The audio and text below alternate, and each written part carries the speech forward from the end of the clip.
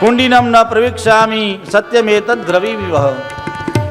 રૂકમિણીને હું પાછી ન લાવું અને એનો વધ કરી દ્વારિકાધીશનો વધ કરીને ન આવું તો પાછો આ કુંડીનપુરમાં આવીશ નહીં. પ્રતિજ્ઞા લઈને ગયો. ભગવાનની યુદ્ધમાં લલકાર્યા, ભગવાને યુદ્ધ કર્યું. રૂકમિયાને મારવા જતા હતા. રૂકમિણીએ હાથ પકડ્યો, મારા ભાઈને મારશો નહીં. ભગવાને એને અપમાન કરીને કાઢી મૂક્યો અને છોડી દીધો. આ બાજુ બીજા બધા રાજાઓ પણ ભગવાન સાથે યુદ્ધ કરવા માટે આવ્યા. ભગવાન દ્વારિકાધીશ યુદ્ધ કરવા લાગ્યા. બલરામજી સેના લઈને આવ્યા. બલરામજીએ કીધું, કૃષ્ણ તમે જાઓ બંને જણા, હા બધા રાજાઓને જોઈ લઈશ. બલરામજીએ બધા રાજાઓને હરાવ્યા. ભગવાન દ્વારિકાધીશ દ્વારિકામાં પહોંચ્યા. દેવકી આદિ માતાઓએ સ્વાગત કર્યું. બંને લક્ષ્મી સ્વરૂપિણી ભગવતી રૂકમિણીનું અને ભગવાન નારાયણ સ્વરૂપ દ્વારિકાધીશનું.